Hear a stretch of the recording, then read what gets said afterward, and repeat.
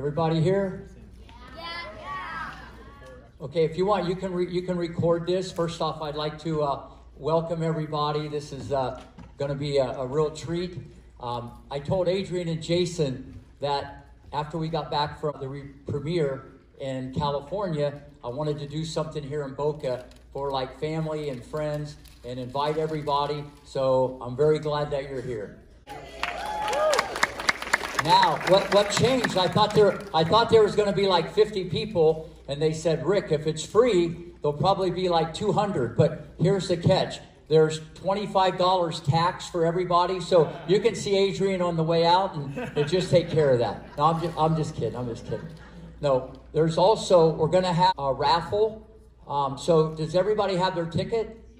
If not, whoever is number 101, who's ever 101, you get a free week at the Nick Bollettieri Tennis Academy, okay? So you got a free week at the Bollettieri Tennis Academy. We'll see that in the movie.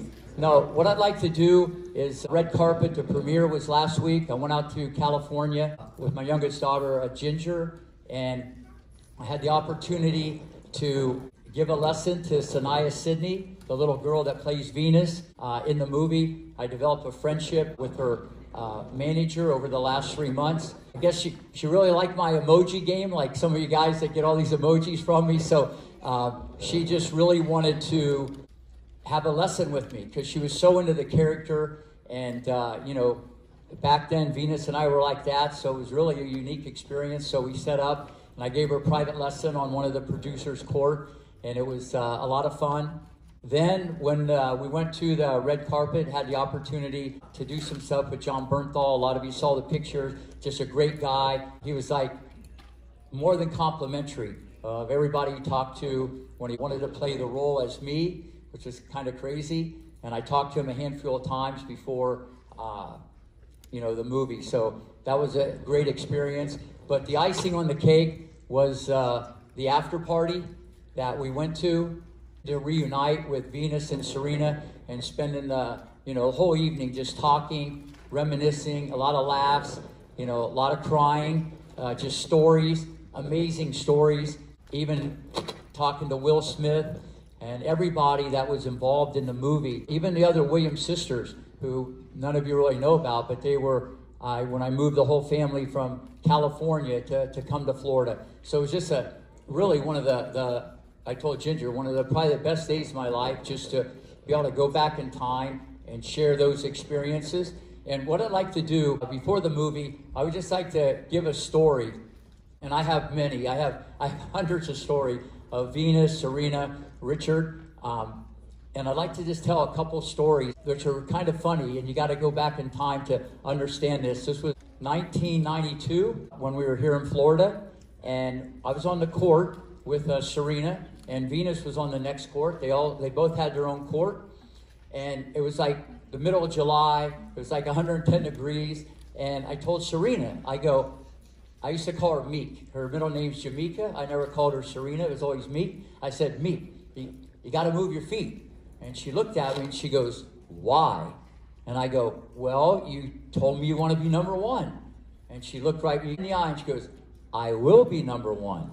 Okay, now, that could be a little cocky or arrogant, but I like that. So anyways, I go, well, how can I get you to move your feet?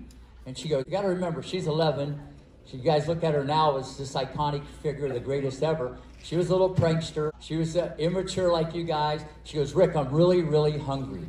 Can you have Scott go to the snack machine and get me some hot curly fries, a Snickers bar, a Pepsi, and on the way to work, Daddy drove by a stand on Linton Boulevard, and they were selling Green Day t-shirts. So if you could have someone get me the curly fries, the Snickers bar, the Pepsi, and give me the Green Day t-shirt, you see that girl on the other court? She was pointing to Venus. She goes, I'll make her look slower than molasses. So I told Scott, hey, Scott, go to the snack machine, get the Pepsi, the curly fries, the Snickers bar, and in the morning on the way to work, she wants a Green Day t-shirt. So we get all this food for 15 minutes, she has her snack. For the next hour, this little girl was popping the popcorn, extra butter, just nonstop for 1 hour, sweat's coming off of her like the Niagara Falls, And after an hour was over with, she turned around and looked at me. She goes, Rick, you better have that Green Day t-shirt here in the morning. All right? So at the end of the day, you got to remember, this is all part of the journey of growing up, and everybody has their ups and downs. But that story alone, when I told her that, she remembered most of it. She was just laughing, falling on the ground. And, you know, you'll see in the movie also, Richard didn't want the girls to play junior tournaments, but it was ironic. This was 12 and Serena was 11. We got invited to play an exhibition, Hilton Head, South Carolina, where they had the Family Circle Cup. So he didn't want to play junior tournaments. He didn't want the hamburger, but he went for the filet mignon. So we go to Hilton Head, South Carolina to play a doubles exhibition before the main event. And they were playing against two people you probably heard of, Billie Jean King and Rosie Casals. So it was so funny because Billie was ready to serve, and Venus was standing closer to the service line than the baseline. And they actually tried to tell them where they were supposed to stand. And they were trained to obviously take the ball early, and they were closer to the service line than the baseline. Well, the moral of the story, they played. They really know how to play doubles, but it was like a Compton street fight. They were very aggressive. They were smacking balls at them. It was just hilarious how aggressive they were, and it was amazing. But the real story is this. Remember, they just played two of the greatest players to ever play doubles. We get back in the van, and we're going back to the airport, and all of a sudden I hear, Venus, how did you play today? I played very good, thank you. Venus, how was your volleys? They were very good. How was your ground strokes? I hit my ground strokes amazing. So I'm sitting there going, wait a minute. There's Richard driving. There's Orsine in the passenger seat. Serena's sitting next to me. I turned around. Venus is back there talking to a doll. All right? The moral of the story is this, and I need all these parents here to remember this. Their kids first and tennis players second. Always remember that. And she just jumped off the court playing two of the greatest players, and 10 minutes later, she's playing with a doll. So that was very ironic. And one more regarding Richard. And this is going to come out loud and clear in the movie, because at the end of the day, you're going to see the commitment and the dedication, you know, from myself to move this family and to undertake this project.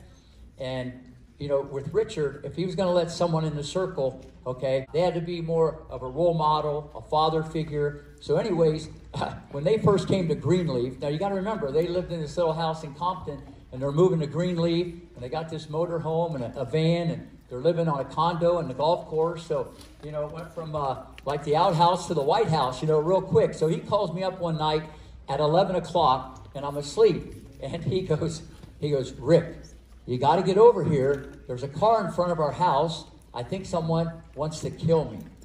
And I'm sitting there going, Richard, I'm asleep. He goes, Rick, there's a car. You'll see how stubborn this guy is. Rick, there's a car in front of the house. You got to come over here. I think our lives are in danger. So I'm sitting there, Richard, you know, I'm half asleep. Rick, you got to come over here. I think someone wants to kill us. So I said, okay, Richard, give me 15 minutes.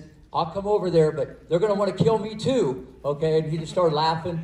And so I said, give me 15 minutes. I'll be over there. And then he goes, Rick, I'm just kidding you. I just wanted to know how much you cared about our family. So you're going to see that in the movie. Where are you guys at? Come on down here. Before they get here, everybody in the movie, Will Smith, the attention to detail, Anjanou Ellis, who played Orsine, Demi and Sanai, who played the girls, it was mind-boggling. 250 people tried out to play Rick Macci. Over 1,200 people tried out to play those little girls, and only one of them get it. So you don't understand that this movie is a masterpiece. I'm just telling you. It's going to make you laugh, cry, smile. Come on out here. Here's a letter that Richard wrote me about 6 months after Venus made her debut and shocked the world. I'm going to have LeBronna read the first part of it, then the surgeon read the second part. Good morning, Rick. I'd like to thank you for being such a great coach. I want to thank you for the last 4 months for your talent you donated to my girls and myself. Thank you for all the tennis balls and words can't express what you've done for our family. I would like to thank you for being such a wonderful person. I consider you being a very good friend of mine. Thank you very much. There have been times, Rick, that has been you and I against the world, and you've always believed in my girls, and I'm so appreciative. Thank you for your sincere honesty and character. You're the best coach I've ever been seen in the presence of and will be good for my girls. It has gone to a point that I look forward to seeing you every day, Rick. If my girls ever make it really big, I would like to share some bonuses with you, even if nothing else. Sometimes the way you care about my girls and want them to do well, you're not only a good coach, but a good father figure. Thank you, Rick. You are 10 times the coach that you think you are.